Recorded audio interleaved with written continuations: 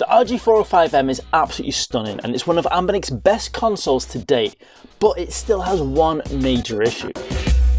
The RG405M is Anbernic's latest metallic console, a series of consoles I absolutely love, because the metallic design just gives something completely different in the feel and the quality of the console. Today, all Anbernic metallic consoles have had absolutely superb build quality and just feel so special to hold. That cold metal feeling as soon as you get it out the box, that extra weightiness, and the feeling like you've got something extra premium in the palm of your hands, as opposed to just another generic plastic console. Anbernic's metallic consoles to date have always followed the generic design styles that Anbernic usually follow, but the RG405M does things slightly different, in having a slightly curved edge, making the RG405M so much more comfortable to hold in the palm of your hands, and potentially Anbernic's most comfortable console. When it comes to handheld gaming, comfort is huge, because it is the difference between being able to enjoy longer play sessions or only being able to have a short, quick burst. And the RG405M is designed in a way which maximizes that comfort. Carrying on with the ergonomics and the comfort of playing games on this console,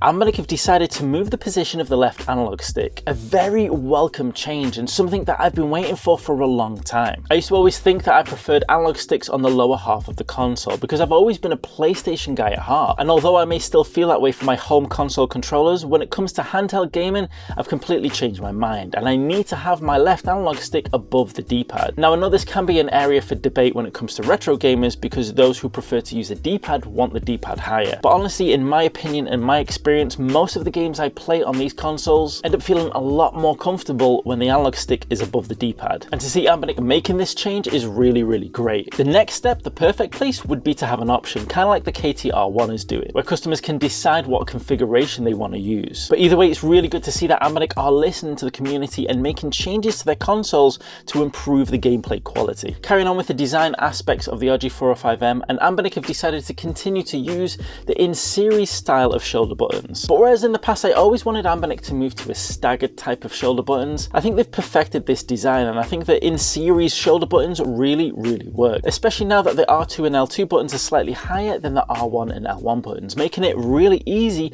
for you to feel which buttons you're using. Furthermore, start, select and home buttons are in a perfect place on the face of the console, and in a place where you're not accidentally going to bump them. And the volume and power buttons are on the top of the console as well, making this one of the best designed Anbernic consoles in terms of the extra button layout. Previous Anbernic consoles have had those extra buttons in strange places on the sides where you can accidentally bump them, and that's not what you want to be doing in the middle of a gameplay session.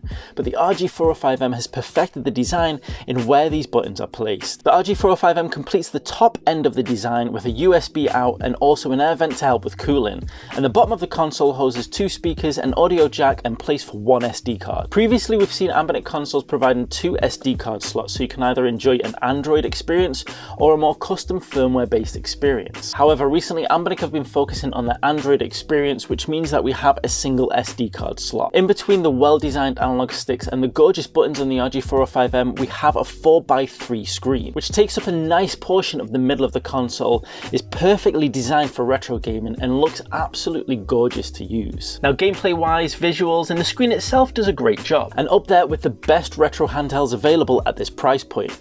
But one thing I will say is that the Android 12 experience, something about it just doesn't look quite as good to me as Android 11. I'm still trying to understand personally if it's a customization that Anbernic have put in there as opposed to the experience we see on a Retroid Pocket, or if they're just the natural differences between Android 12 and Android 11. Functionality wise, it doesn't make a difference, but in terms of visuals, there's something about the Android experience that just doesn't quite look as crisp as what I've seen on Android 11. Future Stav here, and I've just checked out some of my fellow YouTubers' reviews, something I like to do after I've done my review so I'm not influenced at all. And I noticed on Tech Dweeb's review, he actually referred to the issues on the screen, and it sounds like it's an issue to do with sharpening. So thanks Tech Dweeb for clearing that up, and if you want to find out more, check out his awesome review as well. Now we've referred to the Retroid Pocket 3 Plus a couple of times already, and that's because the RG405M is most closely aligned with the Retroid Pocket 3 Plus in terms of competition. If for no other reason, then they share the same internals. Most notably, both running a T618 processor. And so when it comes to retro game emulation, the Retroid Pocket 3 Plus and the RG405M are pretty much toe-to-toe. And we've gone through some more in-depth analysis on GameCube and PlayStation emulation on the RG405M in some previous episodes, which I will link above. But what we can say, as we would expect with consoles in this price range, is that emulation all the way up to N64, PlayStation 1 and Dreamcast is absolutely gorgeous. Retro handhelds have come so far now, and there's been so many iterations that this level of emulation is really well nailed down, and the RG405M is no different. It provides buttery smooth emulation of PlayStation 1, N64 and Dreamcast, and it feels amazing in that metallic shell. The next step up, PlayStation 2 and GameCube emulation, is the next challenge. And although PlayStation 2 emulation is not quite there, it's really difficult to get a good gameplay experience from any consoles in this price range. What I will say is that the GameCube emulation is pretty good. Now don't get me wrong, it's nowhere near the levels of Dreamcast and N64.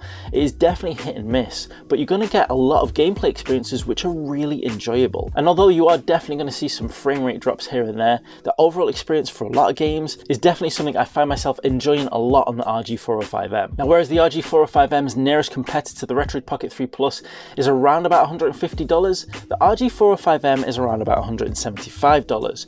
But for that extra money, you are getting a metallic console, which for me puts it in a different league. The materials alone will cost more to produce this console, but not only that, it just feels so much nicer in your hands. On top of that, the ergonomics and the comfort of the RG405M are definitely a step up over the Retroid Pocket 3 Plus, which for me, if you're thinking between these two consoles, is definitely something to consider for the extra price. Honestly, I can say without doubt that the RG405M is the best metallic retro handheld console you can get your hands on right now. However, as we said at the beginning of the video, there is still one major issue, and that's when it comes to game streaming and Android gaming. To date, Anbernic seem to have struggled, or maybe they're just not that bothered about solving the issue of game streaming with these consoles. If you try to play something like Game Pass on any of Anbernic's consoles, including the RG405M, it just won't work because it won't take input from the shoulder buttons. Games on game streaming services usually accept analog inputs from shoulder buttons. However, it's not impossible to get them working with digital shoulder buttons, as we've seen with Retroid Pocket 3 Plus. Although the RP3 Plus does have those staggered shoulder buttons, they're not analog, they are digital, and it can handle game streaming no problem on Game Pass, which means that Anbernic and the RG405M could do the same thing. Despite the fact that they're in-series shoulder buttons, it doesn't make a difference, they're both digital. And honestly, this is something I was really sad to see not implemented on the RG405M, especially now that they've moved the analog stick to a position that makes it so much more comfortable for playing modern games. This issue also extends to Android games as well, struggling to take that input. I don't know exactly what needs to be done different in the design, but I know it can be achieved, and I really hope Anbernic listen and pay attention and make those improvements in the next consoles. Because I just don't hear my fellow YouTubers talking about this issue, everyone's just focused on retro gaming. If this issue was solved, I would use my RG405M for everything over the Retroid Pocket 3 Plus.